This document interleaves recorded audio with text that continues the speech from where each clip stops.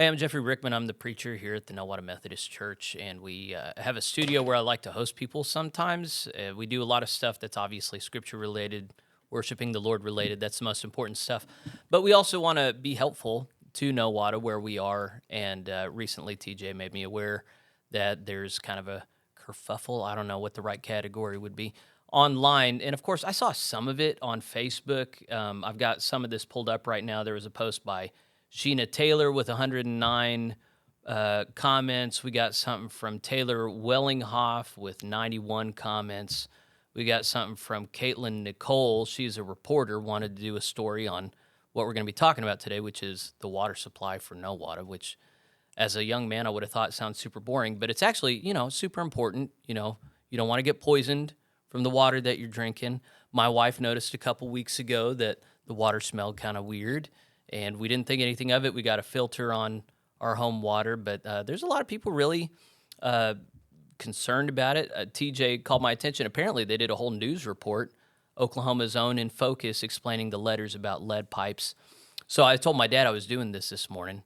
And he said he lives over in Tulsa, and they got people freaking out over there about the same thing. So apparently, something's going on. It's probably not particular to Nowata, but it's probably good to shed some light on this so that people aren't freaking out, or if they are freaking out, it's for the right reasons. So I've talked a little bit with the guests that I have here in the studio today. I got TJ with me because he's done a lot of the research and he's smarter than me on this stuff. I'm just asking questions. The man of the hour, though, is our mayor, Mr. Garry Gibson. We're very honored to have you with us, and we're friends. Yes, Let's sir. not pretend like we don't know each other. We like each other. Yes, we do. And Gary's a man of God and a man of his word, and you can take his word to the bank. He's not going to lie to me today. That's right. And so, do we have a crisis on our hands? Yes or no? No. Okay. No, we do not, brother. Okay. So let's just start at the very beginning. We had these letters sent out. We got the pictures of the different pipes, and then we got a warning about service line material. Your property, Nowata resident, is being served by a service line of unknown material. Oh my gosh. Whoever crafted this, that really is kind of going to freak some people out. Although unlikely, it's possible it may be lead. So let's just right on the front end. Is it a problem? Is lead a big bad deal? Not for us, for what we've got for our water. Now, for the part going from the meter to the resident and the business owners, that's always a question mark that has to be there. And this letter is really helpful. And yes, the way that it was started out was a little confusing. But what they're saying is from the meter to the home or the business, we need to come in and verify what type of piping that we have that's going into it on that service line. And this is what this letter, it comes in there to identify your lead, your galvanized or your iron, your copper or your plastic that comes in there and shows where you at for the water that's coming in from the supply into the service. And if you do have a problem where you have lead, then you need to make that decision about replacing those piping. Now, that's not at the part of the cost of the city. That comes in for the residential or the business owners that comes in on those ends. So that's what came in on this part, and this is where people took it a little farther out than what it was actually intended to be. Okay, so I'm going to break this down in kindergartner terms from my little head. The city provides water to individual residences within city limits. Mm-hmm. Big city pipes, water mains, deliver that water throughout. And then, there's sewer lines, and we don't care about that because that doesn't come in. Right. But the water lines coming in, the concern that I sense everybody had here was that water line coming in actually has lead piping there, and it's leaching lead into our water supply. Is that happening? Okay, now you're talking about the supply line. Talking about city. Okay, the city. They're talking about the supply. Yeah. That's coming in, so where that water is serviceable for anybody to consume that connects to the meter. Now, from what we have that's coming in from our water treatment center up into the part where we got our tank and towers part that we have here, there's no lead. There's no lead that's involved in that water for that supply line. Now, when you go into the older parts of the city that we came in, because I don't know how many years back the city came in and got a grant, and they replaced a lot of the lead, the old lead lines that were there.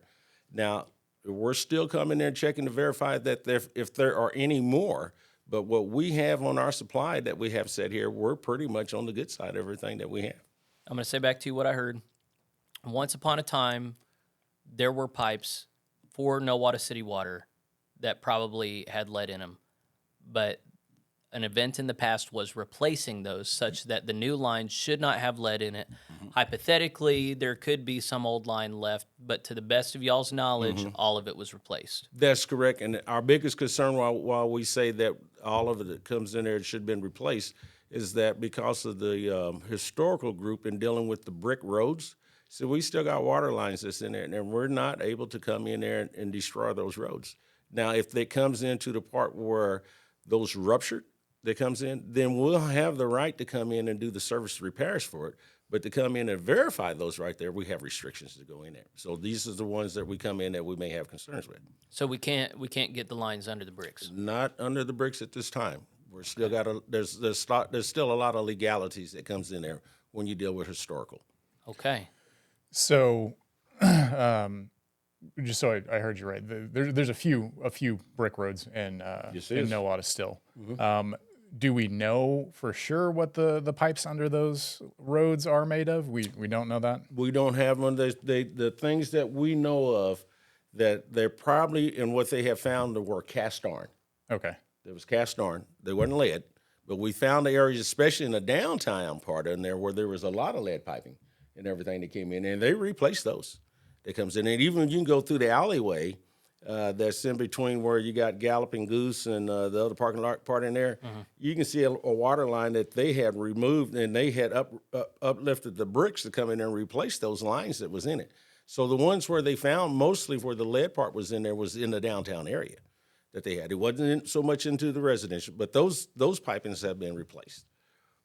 Okay, but the letter specifically that was concerning the supply lines, which is the homeowner's responsibility, because that is the pipe that goes from the water main probably out on the street, or at least at my house, it's in the back alley where the water meter's at. So from the water meter to my house, of course, that's all my responsibility. A lot of people apparently don't know that that's their responsibility, just like the power line going from the pole to their house is their responsibility. That is what the letters sent out to everybody in Oklahoma. It wasn't just Nowata; it's everybody in Oklahoma. If you look at the news, people in Tulsa are getting it. People in Oklahoma City are getting it. All over the place. That was an EPA, Environmental Protection Agency law passed a while back, I believe, with the Infrastructure Act, that required, at least by October, for all of these places to get an idea of what the supply lines are made of, so potentially they could replace them. That's what the letter's about. So it was not intended as, we've been checking your line and we found some stuff that's concerning and you need to worry about it. It was, here's a new statute, a new ordinance from the whole state of Oklahoma where we're just empowering and educating you, homeowner, that you need to check your line and make sure that there's no lead on your end. Because they weren't able to figure out what it was actually made of. Exactly, and it's actually what this letter is a two-part. The main part push that they had was from the water meter to the resident or the business, because that's something that the city can't come in and regulate because it's not their property. So what they wanted to do was bring a concern where people can come in and they can look at their piping, because when we replaced all our meters, there were a lot of the meters and the piping that came in for those people that replaced those meters that they couldn't determine what that piping was that was going into that residence or that business. That's why you see the unknown. That's where that comes in at. The second part of that right there comes in there is to inform all the customers and the users that comes in with this right here that we don't have lead in our supply line. So we're talking supply and we're talking service. This is what this letter's coming in. It's bringing everybody to their awareness. And I believe this is what created the confusion. Because for the supplier, which is us, we can't determine what your piping is from the meter to your resident or your business. So they giving everyone the opportunity to look at it to see if they are lead, galvanized, iron, or the copper or the plastic that's there. And like I said, if you galvanize and copper and plastic, you really don't have anything concerned. But that lead, depending on the age of the home or when that line was serviced in, it'd be good for that owner or that business owner or the residential part to know what type of piping that they have. Yeah. Because it can alter your water quality tremendously. Yeah, lead is a big bad deal. And I remember as a kid being told, "Do not eat paint chips," and being like, "Who the heck eats paint chips? You know, why would anybody do that?" But we came to understand in the 20th century the huge role that lead was playing. It was getting in our children. It has huge neurological implications. Really affects how well your brain does. And lead is in a lot more stuff than most people realize. My wife started following somebody on YouTube that just checks normal household products for lead, and so many things have trace amounts of lead, which on its own isn't a big deal. But if these things compound, then yeah. So water is not the only thing you need to worry about. And one of the things, I saw this news report with a young lady who seems very devastated that like things could go wrong in my house. This could be bad for me. But that's the reality of owning any property is things fall apart. They all come with risks. And homeowners, what I take this to be now is, hey, homeowners, just keep in mind that this is a potential risk in your property and you should have your eye on it. And you should look into this so you're not unintentionally poisoning yourself. So this was not. And especially like the older homes, there's a lot of very old homes in Nowata. Yeah. And a lot of those what was it? Safe Drinking Act of 1986 was where they banned all of it.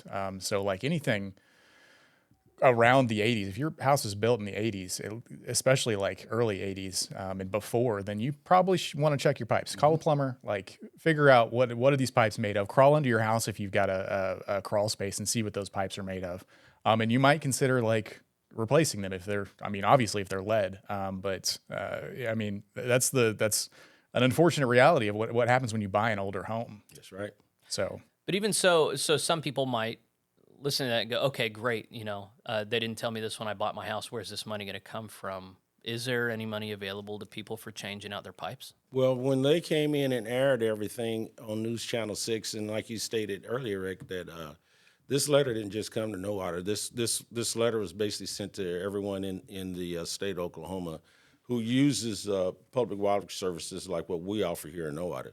And what they're trying to do is the federal government is trying to set aside $15 billion in a 5-year span to help offset these type repairs, because this letter is a preventive. 15 billion with a B. With a B, not That's a a lot of meal. money. Okay. That's a lot of money that's coming in. But if you look at it, there's a lot of piping in the state of Oklahoma. Yeah. And I'm quite sure that's just a little small drop in the bucket in order to do a full replacement. But we know that our water infrastructure, especially for our plumbing that we have, is outdated. That's the biggest problem that we got nationwide is our outdated plumbing that we have for our water sources that come in. So this is really helpful if this does come into play for the state of Oklahoma. But what we have here is because we now had the DEQ come in and do the survey, this also allows us to have the opportunity to write that grant to help offset those repairs. So DEQ did a the study. Department of Environmental Quality for Oklahoma. What was the result of that study?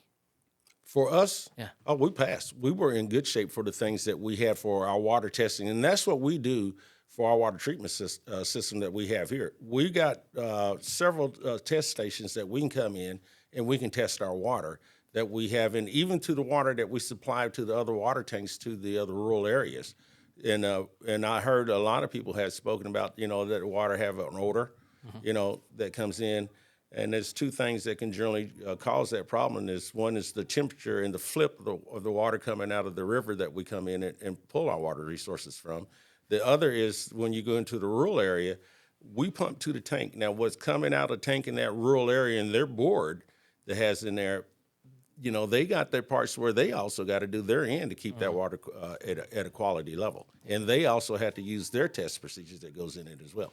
Okay, so just so everybody is clear, all of our water comes from the Verdigris River. There's a plant down there on the river on Highway 60 that all our water comes to. That water is treated there, and it's pumped to Nowata or the rural water towers.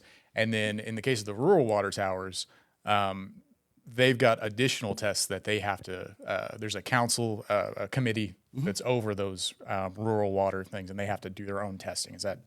Am I hearing that right? That would be the way that it was supposed to work. Now, if it's actually in place, I don't know, but that's the way it should work. So when we pump our water to those towers, our responsibility, what we got, because our reports that we got and the quality of that water that we have here in Nowata is going to be the same way there at that tower. Now, what goes on the outside of the tower from the part where they pumping it to the rural users, that's a different conversation. Okay, so all those lines are their rural water's responsibility. There you go. Okay, so testing wise, is the testing? I guess it's done at the water treatment plant. Is there an additional test that's done in the city, or is that the only test that do you? Oh no, that's all out throughout the city. We come in and we test at the treatment center. And then we come in and have several test points that we have throughout the city that we come in and test that to verify that the water that we got and what we're servicing in here doesn't have any differences in the alkaline or the pH balance part they have in it. I wish I had my water guy here so he come in there and talk with it. And then from that point, those reports go back to the DEQ. Okay. And then DEQ comes in and set their levels and standards. What makes Nowata so different, what we got in here, we're so below their standards right here. We have told that we have the best water in the state of Oklahoma because we changed up the type of chemical sources that we use. We use a different type of process, how we treat the water. And when you lose a lower balance of the fluoride that comes in there to handle the algae buildups that you can come in and get through the tanks with the water. Because if you let water sit and stand so long, first thing you do is you get algae buildup. So you have to have something that comes in and counters that type of fungus that you have in it. And we have such a low level that our quality of the water that we have in there, most people coming here can't believe it's untreated tap water. Yeah, there was a recent report from a federal agency saying that fluoride has been shown to be bad for people. There's a lot of things that can be in our water that's bad for us. Lead isn't the only thing, and fluoride has been. But you're saying there is fluoride in the water, but it's a low level. I remember as a kid, I would leave my water out and forget about it for a couple days, and then start growing something in it. But now, I'll leave my water up at the pulpit, and I won't see it for a week, and I'll come back, and there's nothing growing in it. And to be frank, Mr. Mayor, that bothers me. I want things to grow in my water, because if something can't grow in the water, but I'm putting that water in me, that makes me think like I'm poisoning myself. So we distill our water. I bought a distiller off Amazon, stainless steel, $100 ish. So look at that. And my wife was surprised because she would leave her water somewhere at work or something, and after a couple of days it would have something growing in it. And when she switched over to the distilled water, it wouldn't. There was nothing in it because it's everything's boiled out. It comes up, it comes back down. There's nothing in it, no minerals, nothing like that.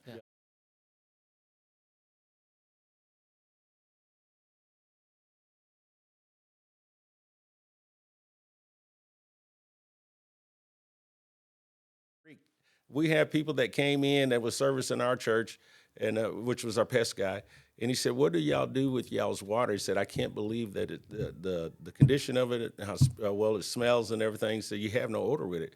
Now, for us, we know there can be a time where this water do have a slight little stitch to it that comes in, but it's generally comes in from the changes of the conditionings of the weather. Anything that comes in for additional part comes with the rain, so you got everything that's coming from the upstream part in there that's coming down where we're doing our collections. But our treatment part and all our testing comes in that shows that we are far greater than anybody that's servicing water yet. I haven't heard anybody yet beat us. Yeah, I know when I lived in Bartlesville, we got ours from our water from Gila. Was it Gila? I believe it was Gila Lake. And then every time the season changed, the lake would turn over. So the water on top would be more dense if it got cold, and it would go down to the bottom, and it would basically turn the whole thing over. And whenever you did that, you got a weird taste. Like, it's not just Nowata. Like that, I saw a post recently where people were having that issues where it tasted real weird. And and it recently just got cold. So it's probably the lake turning over. There's no. You said a little while ago that we've got one of the best water sources in Oklahoma, or at least our water here. And I know they're going to get a lot of pushback for that, just that comment, because people in town are obviously having a different experiences. Well, I saw on the Facebook chat somebody said that the refinery in Coffeyville is dumping industrial waste into the Verdigris River, and we're drinking that. Is there any truth to that? No. I mean, the EPA especially with the Cherokee Nation's involvement, especially with Safe Water and dealing with the environment alone, they would have got smashed and everything else that comes in. And if they were doing it, we would catch it at our treatment center because we test for those different types of pollutants that's in there. So we see a lot of things that comes in there that never comes in there to the home user, or shall I say the end user, that comes in there and they're never making it into their homes or any part where they are getting water that we are delivering it to the residents and the businesses.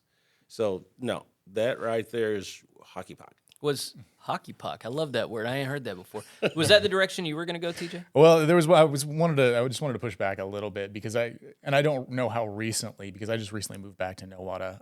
I saw there was a lot of I don't know if it was recently, but letters coming in the mail saying, "Hey, our water supply has high levels of this. We're required to tell you." It was like a TH, very long chemical, something along those lines.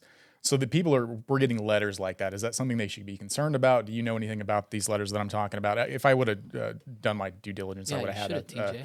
Yeah, this was a last second thing. Because I heard talks about it, but one of the ones that I think they was addressing that was in South Coffeyville and Coffeyville. Now, I don't know what came in because I remember years back, I think there was some type of company, I don't know if it was a refinery or what, but they had a chemical spill way up in Kansas that was on the verdigris. Mm-hmm. They came in and they were talking about this could come in and polluting our water, and they was bringing in all these cases of water and everything. But by the time it made it into Coffeyville, it had dissipated to the point where it was considered to be a safe level that we had. And farther it went south on the verdigris that we had in it, the less that contaminant was there. Those farther upstream, yeah, they did have a problem with that particular, but it was a refinery that had a spill. It had a disaster that was at that plant. Okay. And that's the only thing that I have ever heard and seen anything that had contaminated the water for the Verdigris River. Okay. And I don't know if you know this or not. They're like, if people want to find out like what the tests are that you guys do on the chemicals, is there anywhere they can they go to City Hall and say, "Hey, can I get a report of this? Like, what does the test look like? How often is this done?" Yes, that's something they can go to City Hall. Yes, they can contact City Hall and get the reports because it's open and it goes to the DEQ. Okay.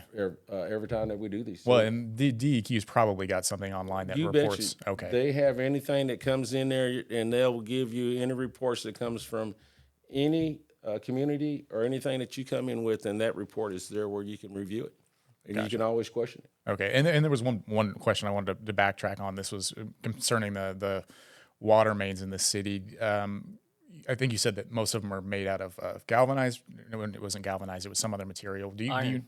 Was it iron? My question was what are the water mains made of? And like I recall that the big water main that's under Main Street was put there in 1910 or something. I don't know if they've replaced that since then. Do you know anything about that? Or like, I guess, what are the other mains made of is, I guess, my main question. Yes, there's a lot of them that has been replaced, and this is where we now are remapping. We had a group from the Cherokee Nation to actually find out where our supply lines were, because the actual documents that we had for it were so outdated that there was a lot of pipings that was there that was no longer being used. They was just sitting under there, where they had already replaced the main water supplies. But when we looked for those documentations, we couldn't find them.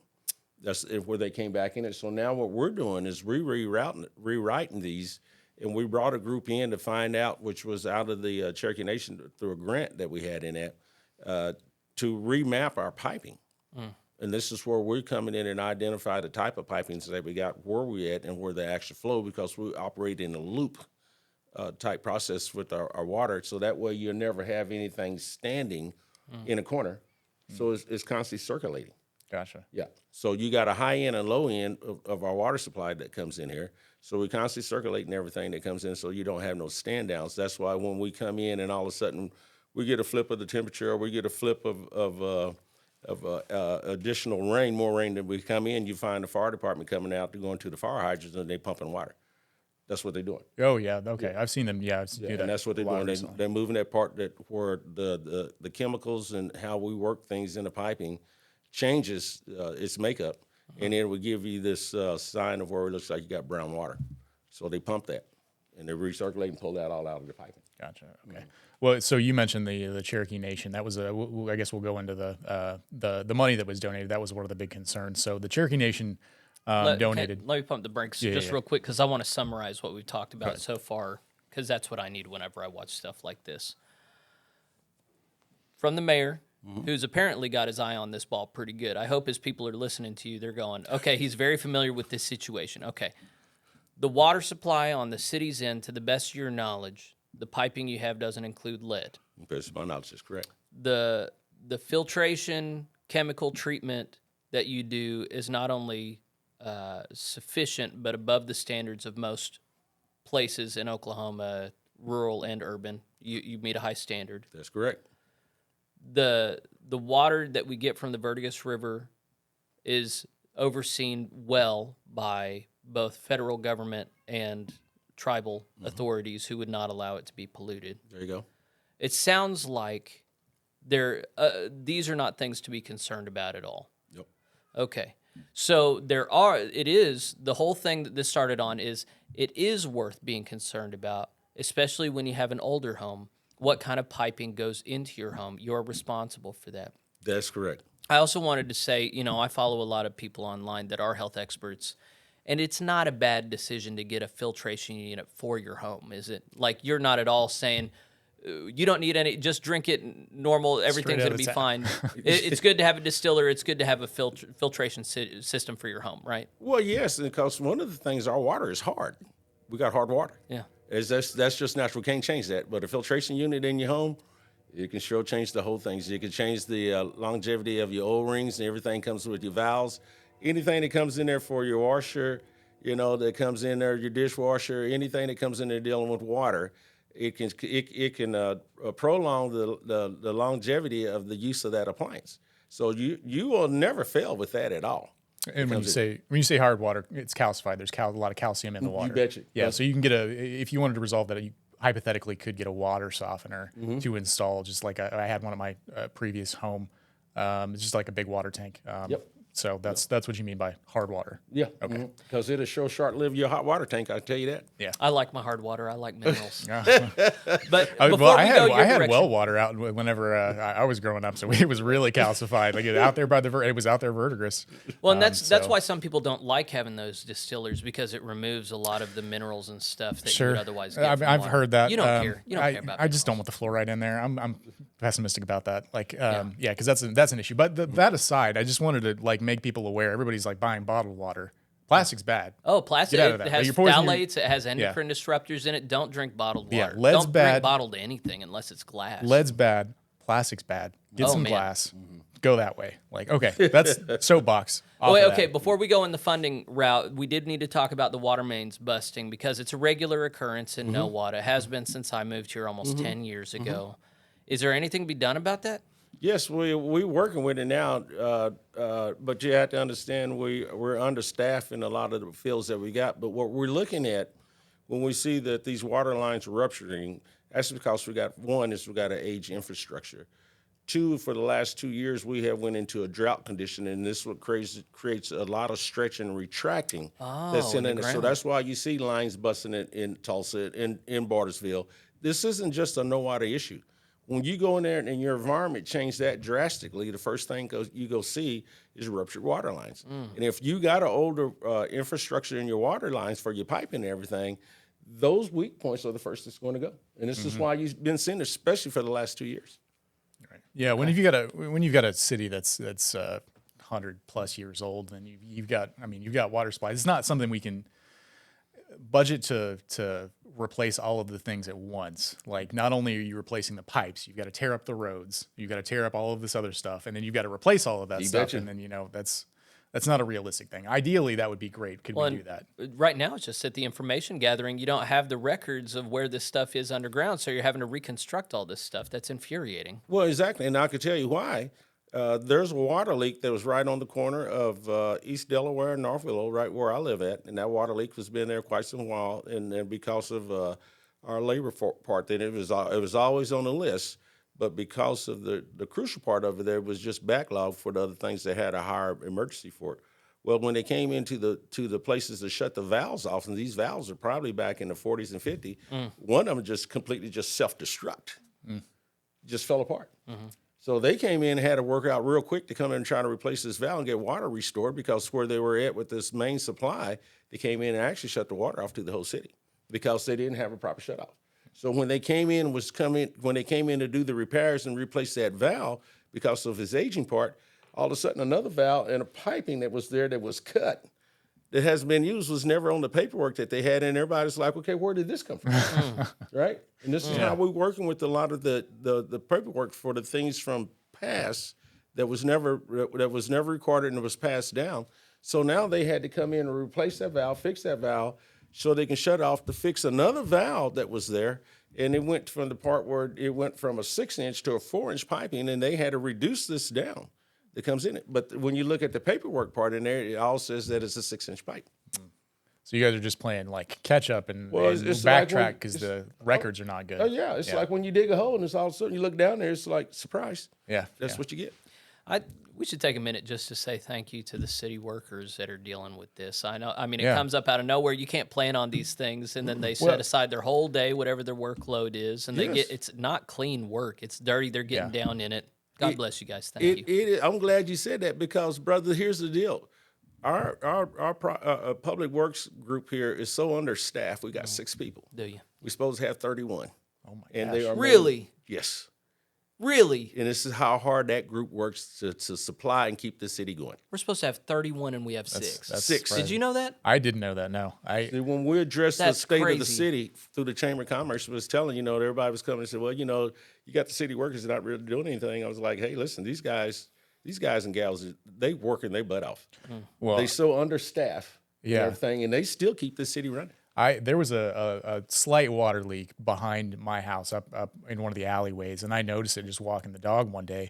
And I called the city, told them, and they were out there real quick, and got it fixed. Like I was surprised how quick they were out there. When we had that big windstorm and that huge tree lost all those limbs over here, I think it was city workers. It might have been county, but I mean, we got some great public service workers here in this county that got over and they took care of everything. They could have charged us. They decided not to. No, I city really come in appreciate there it. said it was come in there, and our emergency disaster group got with other vendors and everything to come in and work with the city, because we didn't have the resources or the labor for it.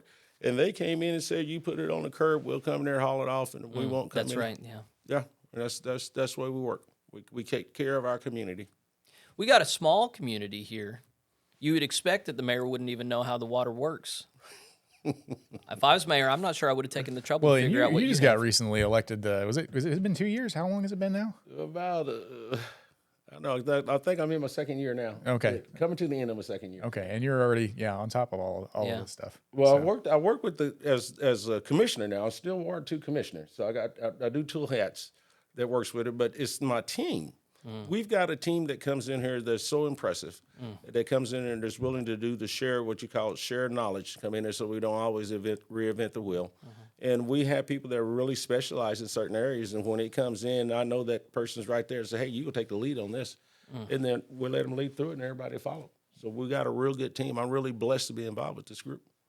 the one question I did have, since it is so understaffed, do we have the budget to hire any more people? Are they looking for people at all right now, or is the budget kind of tight and we've got we're understaffed and it's kind of going to stay that way, kind of thing? That's a great question, and I do have an answer, and I gave that to the state of the city through the chamber.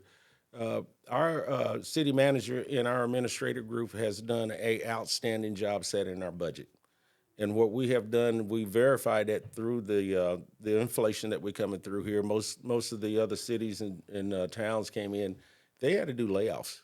We didn't. Okay. Our budget was spot on that we had in it. Now, where our budget is and where we come in, it doesn't give us too much growth to add into these areas that we know that we're understaffed. And this is what I always address to the community. The city has done their part. The restructuring and the infrastructure part they have done for the first responders and everything they have on it is picture perfect. The thing that I found out after I had to redo my math is that we don't have the full commitment of the community. This is what's stopping us from coming in there and getting our growth. We lost a lot of our tax dollars. We found out that during the pandemic, we were, through our tax dollars that we were coming in spending for our businesses, during the pandemic, we were generating like a little over $30,000 a month. We're not nowhere near that now. We're coming in where we are now with our partner there. We're probably pretty much at half that amount. So that means now we're taking the money and we're going to the neighboring towns and stuff. Now, we all know that we're limited for the things that everybody needs, but I think we can do a whole lot better than 50%, especially coming out of that $30,000. Just to be clear, you're talking about revenue coming from sales tax, local sales tax that would normally fund the government. That when people are going and shopping in other cities and counties, that money isn't coming here anymore. No, that comes in there. That's what keeps their roads and keep their people employed. It doesn't keep our roads updated or keep our people employed. So when we lose those, So isn't that funny that a lot of people go out of town and spend their money there, and then they expect you to act like you're made of money? there you go. So we got to play Houdini or do some type of magic act, right, to come in and to acquire those dollars. And it's hard to acquire those dollars when you're taking out and you put it in somebody else's community. Yeah. And that's where it comes in. But I don't think a lot of people really understand the impact. So our city manager has set everything up in a budget that we can operate with that comes in it. So the more we get the community involved with their community, this is their home.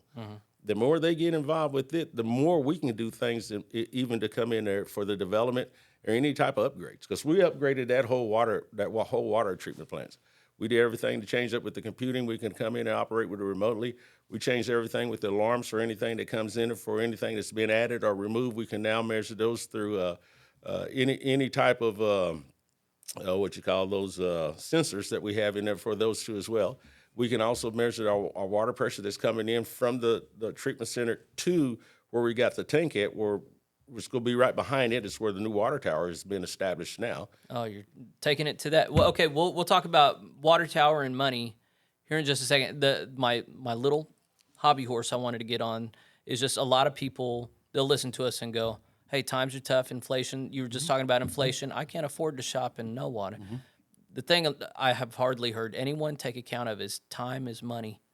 Not only are you spending money driving to and from, but you're also, time is money. You're spending that time, that energy that you could just go here in town and get something. Sure, it might be a bit more expensive, but that's money. That's time you're not going to get back.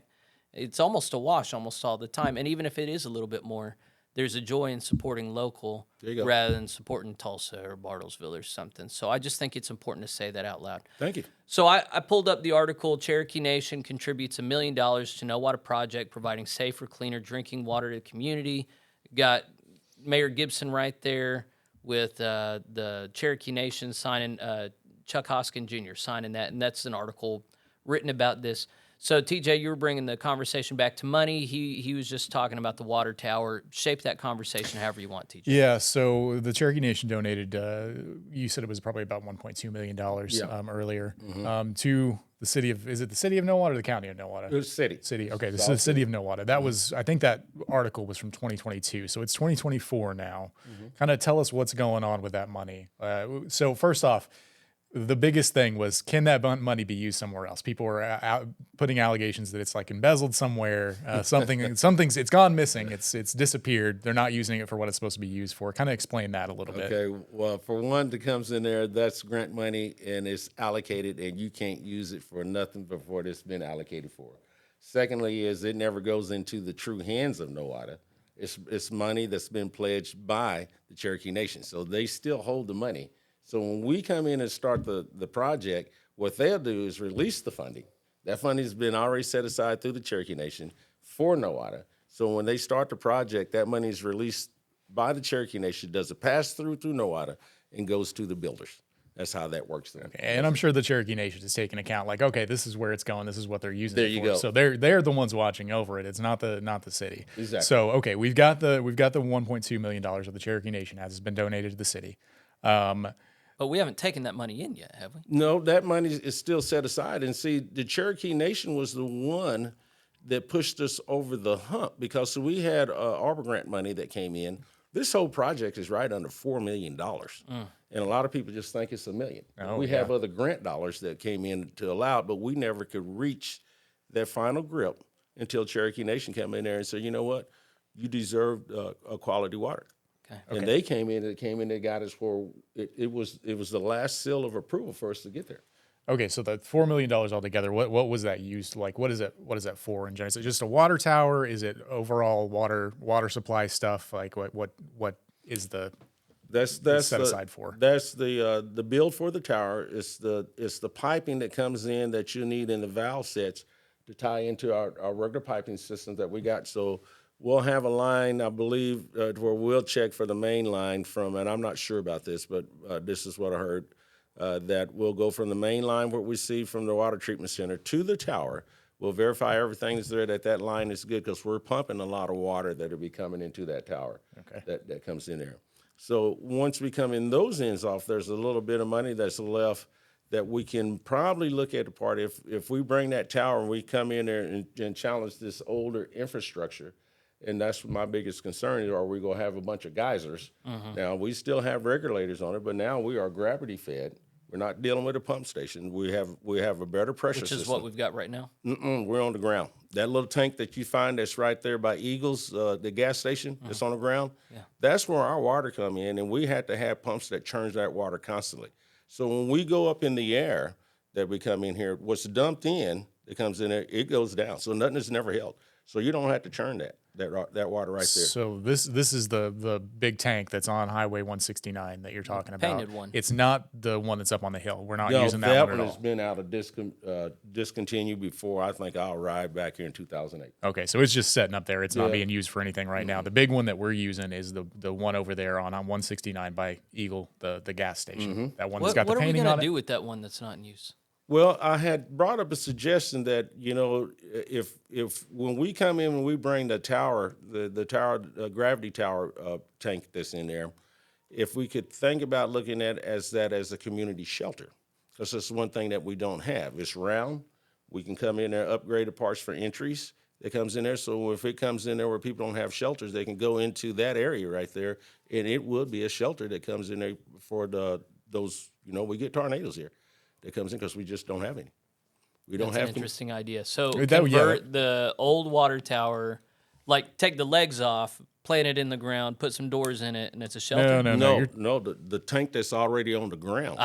Okay. That one. You know That which was is sounding a little fantastic. You know which one we're talking about? The big Well, one that's no, over I was there talking on about. 169. So wait, there's the current one that we're using that's over by the Eagle Station, but I was talking about The one up in the air. the one on the hill, just right over here. Right over here. Yeah.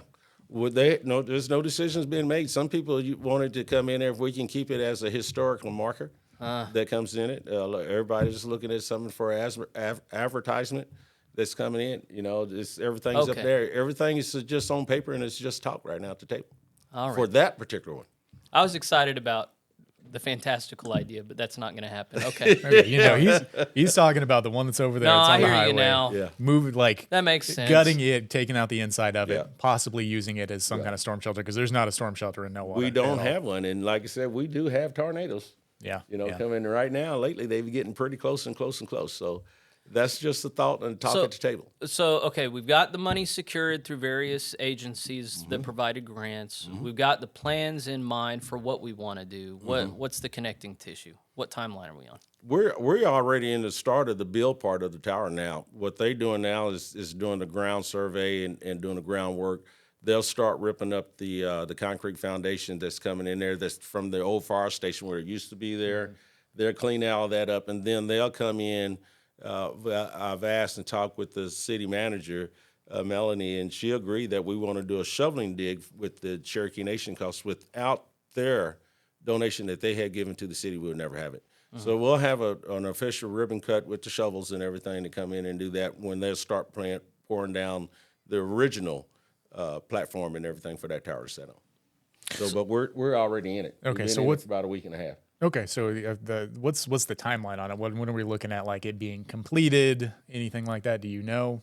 I don't have one for sure. I would love to have seen it completed by April of 2025. Oh, that's way faster than I was Yeah. thinking. Yeah. I would love to see it in there, because we thought we were going to come in and at least have it already connected and running this year. I was looking more for the time frame of May of 2024, but because of paperwork, because of things that we had to go through the DEQ, it offset a few things that we had on it for the paperwork, because you had to come in and make sure that all your ducks are in a row that has in it. And there were some reports that we thought that was there They said they were outdated. We had to rewrite these and to bring it up to date. And then we missed the date that came in that we had for the DEQ part, which now has all been resolved. So that part for the DEQ and that part for the EPA has been resolved. All our paperwork that comes for the finances has all been resolved. So now our last one that came in and put a little pit stop on us was our vendor that was going to actually do the build. I think what we came in during the time when we were ready, they were just closing out their last project. So he kind of set us back by another, 5-6 weeks, but we're there now. Cool. Okay. All right. I feel like we've covered a lot of topics pertaining to city water. Is there anything else? I mean, you've seen probably better than either of us, definitely better than me, what the concerns of the community are around water supply. Is there anything as mayor additional to this topic or any broader topics about just Nowata citizens that if people who watch this, things you would like them to know? Well, like I said, we now have a site piece that Chamber of Commerce has came in that they come in as the one they called Do You Know? Another member from our city liaison had came in and did a QR code that comes in where he can put you to any city ran or any organization they want to comes in it. So you can do that code. Okay, what is the city doing? Okay, what is these organizations? Where can I get help here? And it's a one-stop shop where they come in and put you from one spot next to the other. Now, the biggest concerns that I'm always addressing is, okay, what are you going to do with the roads?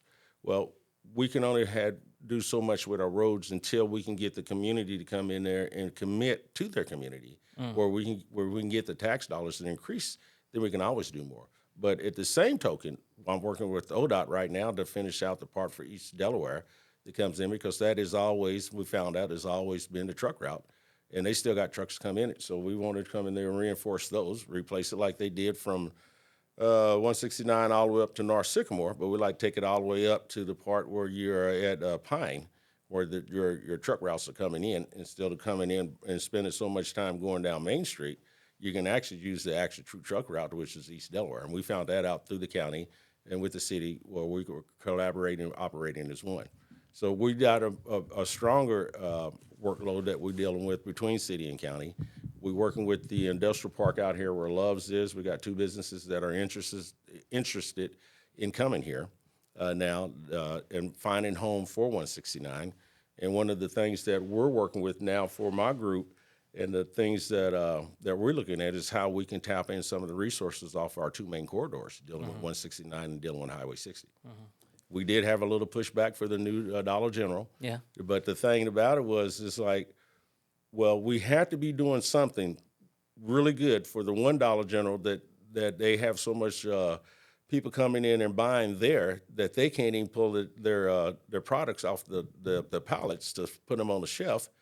So either they are now getting a lot of traction off of 169, and also for the resident, where they can come in now and go on 60 and build another Dollar General, which is one of the super Dollar Generals, which they'll be there selling produce. And hopefully it'll help offset and make it more competitive for Homeland. Kind of, well, just don't put on some of the other grocery stores to come in and bring a more competitive and efficient price for our community, if that makes sense. Yeah, yeah. So things that are clear to me after listening to you have your eye on the ball with respect to the current non-crisis. It's actually not a crisis, and you've explained quite well why it's not. But also encouraging the citizenry to, hey, you obviously care about some of this stuff. Here's how you can show that you care. It's not necessarily by getting on Facebook groups and getting everybody upset. It's by staying here, buying local, There you go. spending your taxes. And then that can get dysfunctional when you have a mayor that says, don't come to public meetings, don't ask us what we're doing, don't come to the office asking for reports. That's not the kind of mayor that we got, though. Do you want your citizens to come to the meetings? Need them come in and need them more involved. We would love to see them come in and address things with the Chamber of Commerce as well, to understand what the community wants and what type of businesses they want, so they can come in there and support those. This is what happens when you bring in a lot of businesses and we say, okay, I'm going to try this, right? It's a startup. We're going to try this, see how it works. And it may work good for the first week or 2, maybe to a month. After that, it's like, for real, we don't really need this. We need more of this. This is your community. Speak up. Say this. Why come we can't have a business like this in? And it may attract these other businesses to come in. I think it's a good rule of thumb. Just, it's not enough to say no to something. You got to say yes to something else. If not this, then what? There you go. Because we can't just sit We can't just sit. That's it. That's it. The only thing I ask the community, that comes in there, I don't have no problems about you voicing your concerns and the things of your desires, but don't sit on it. Do something. Why don't you be the one to do it? Just so people are aware, when are the committee meetings? When are the commission meetings? I guess what kind of meetings are there first off for the city? When are they? And if they've got a concern, how can they actually put something on the minutes to be agenda, addressed? yeah. The agenda. Well, this is the way it works. We always meet on the first Monday of the month at 6 p.m. If you want to address the city, then you go and contact the city hall, and you can go with the city clerk or the city manager, and say this is the agenda I'd like to address for the commissioners and for the city.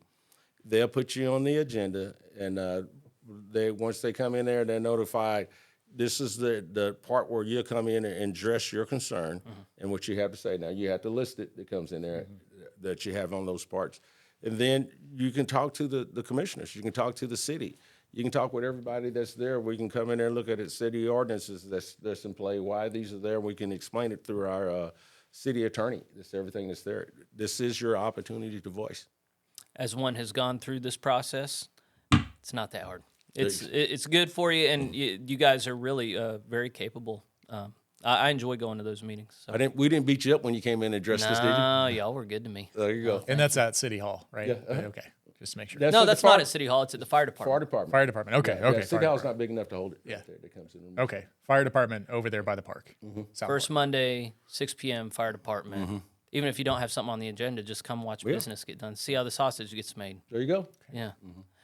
Well, listen, friends, we've interviewed the sheriff before, Nowata Beautification Committee, Splash Pad. We want to be a resource for the community. If you agree that this was a good thing for the community, make sure that you're subscribed to the church.